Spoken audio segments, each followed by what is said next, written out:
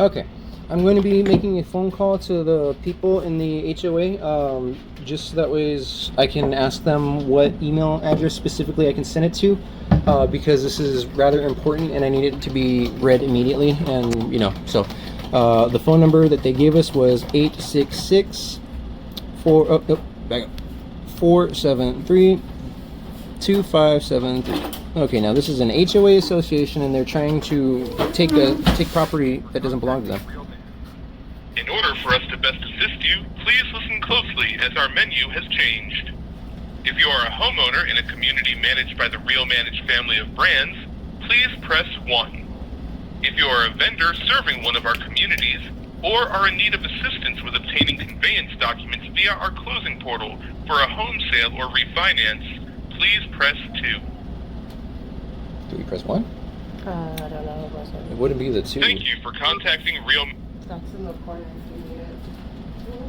Thank you for calling Real Manage. Thank you, my love. All calls may be recorded for quality assurance.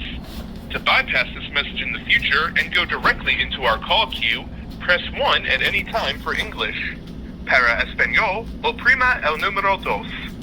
Due to an increase in call volume, we are experiencing longer than normal wait times. For non-emergency issues, please email us at realservice@sierramail.com.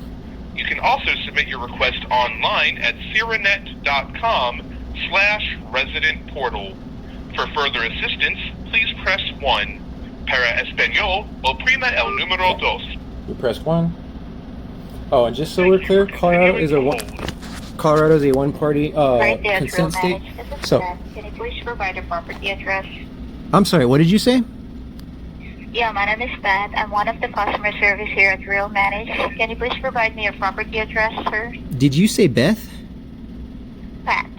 It's P for Paul, A for Alpha, T for Tom. Okay, I'm sorry. Pat. So, can I get like an employee number or something like that? Do you have something like that? I don't have No? any. Okay. I So, don't have. okay, all right, that's okay. I'm sorry, you wanted what now from me? Yeah, your property address, please, so I can pull up the account. Yeah, so it's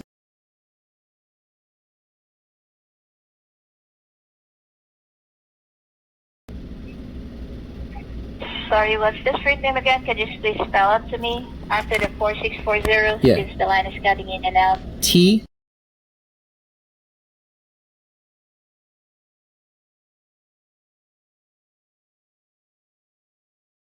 Okay, perfect. And who am I speaking with?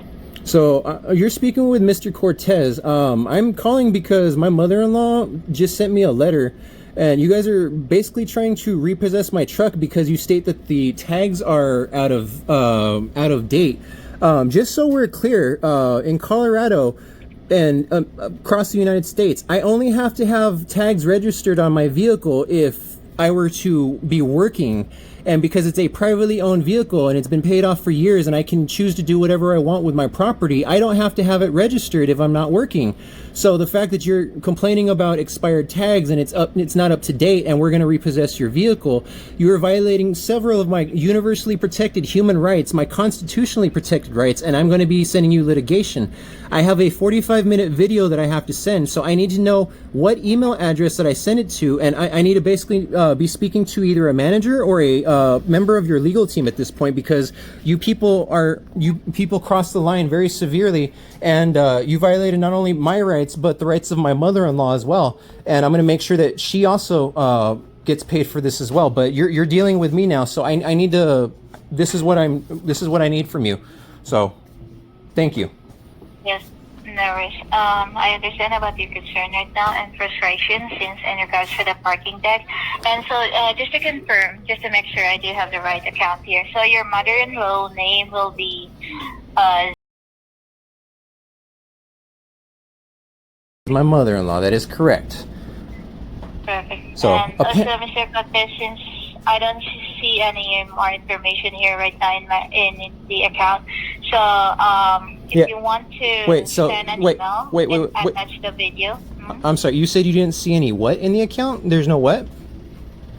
Yeah, I don't have that more information about you mentioned about the parking tax. So here's what I do.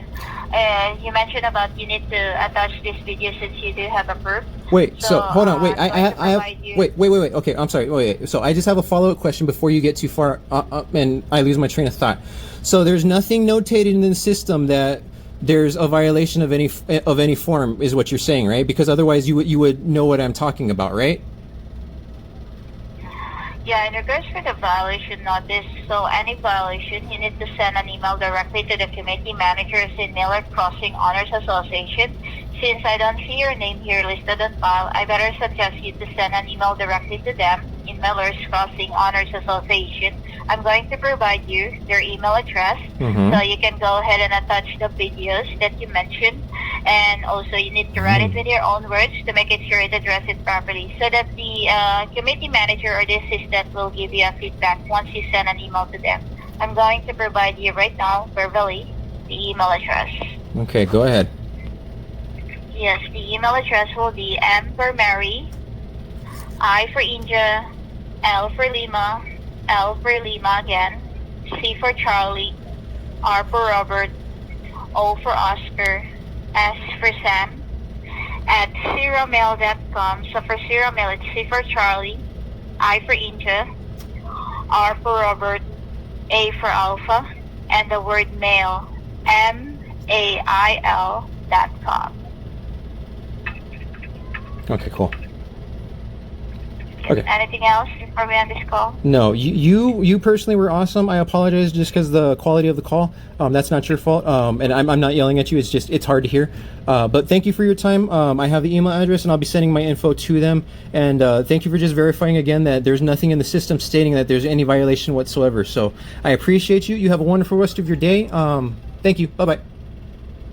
Okay. So thank you. Oh my God. So whatever God loves us, whoever looks out for us, thank you. There's nothing in the system stating that this is a violation in any way, shape, or form. So you know what that means? It's not breaking any state law. It's not breaking any HOA policy, and it's not breaking any universally protected federal code or federal law. So again, when you send these when you send these letters multiple times, that's you stating that I see that you own this, I see that it's worth value, I want this, I'm going to trick you into giving it to me. There's nothing in the system stating this is a violation. You cannot just walk up to someone's door and state, here's a letter, give me what's on the letter, or else. That's a threat. Coercion and extortion. Every single letter that you sent is not in the system. Every single letter that you sent is a separate violation. So I'm going to get the streetwalker for complaining. I'm going to get the actual person's name on the letter and every single member on the board who signed off on this, because it's a group thing. Every single one of you has to go and state, oh yeah, I like this policy, or no, I don't, right? And then it goes to a vote and you got, right, like everybody in the HOA is going to basically pay for this. So again, I need to speak to your insurance adjuster, insurance agent, because you're going to want to settle, because if this goes to court, like I said, bare minimum, every single one of you, bare minimum, 12 years prison, bare minimum, $1 million. But again, because there's multiple offenses, like I said, if there's 10 letters, that's $10 million. 10 times 12, that's 120 years prison time you're getting. Yeah, it adds up real quick, huh?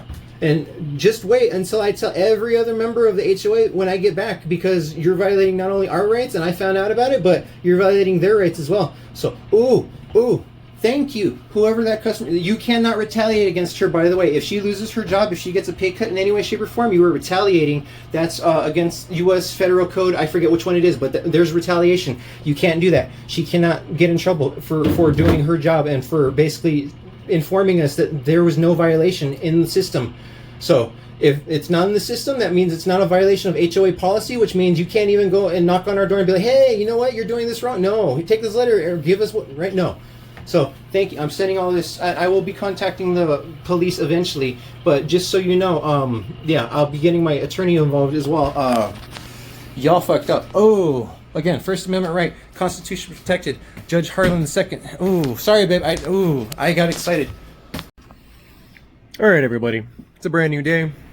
I apologize if I seemed a little upset in last night's video. It's because, well, I got a letter from somebody stating that they were gonna steal my stuff, my wife's stuff, my daughter's stuff, right? Like our personal belongings that we paid for, that we've had paid for, right? Like, right?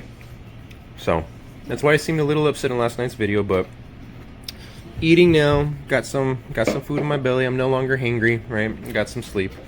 But this is just a warning to the HOA people that if you touch our stuff, again, you're not only committing the laws that I already told you, and you're going to seek punishment for that, but you're going to compound on that, and you're going to be committing other things like robbery and just a whole other slew of other crimes.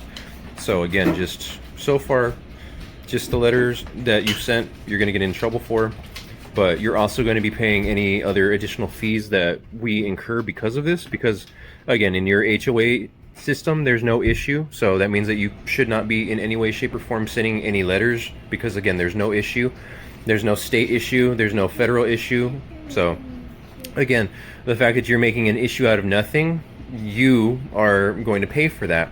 And, again, the fact that there is no issue, and, again, if any expenses are incurred, so, like, I'm not there and you want me to move my vehicle, so I'm not going to let anyone else drive my vehicle because they're not insured. I'm going to pay for a tow truck to have the tow truck move it from a location where I'm not paying storage to a location where I'm probably going to be paying storage.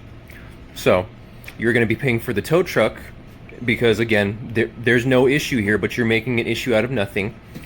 And you're going to be paying for any storage fees now and in the future because, again, I don't have them now because it's on private property that is not in default.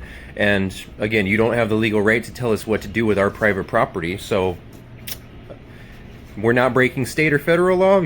There's no complaint in your HOA system. There's no actual violation, right? Like, there are no HOA rules and regulations were broken. You just want our stuff and you're trying to get it, right? You're trying to get it from us. No. So again, any tow truck fees that I have to pay, you are paying for 100%. Any storage fees that I have to pay for, you are paying for 100%.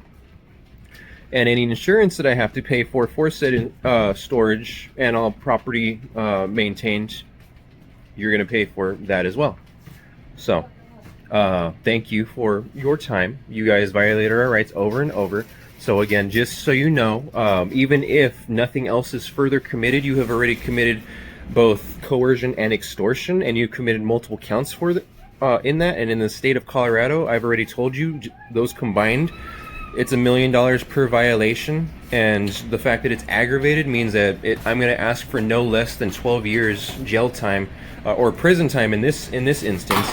And then again, because you committed multiple crimes and there are multiple felonies, this is now a federal issue should it ever go to court, and you would be paying a metric ton more fines and fees. I just told you about the $1 million in Colorado that you're going to be paying. That doesn't count federal law.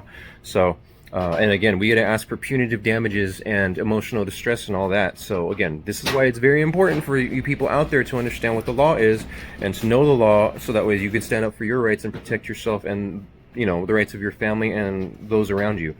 So again, my name is Daddy. This is my channel. We are learning how to law, and I hope you have a wonderful rest of your day. Thank you for watching.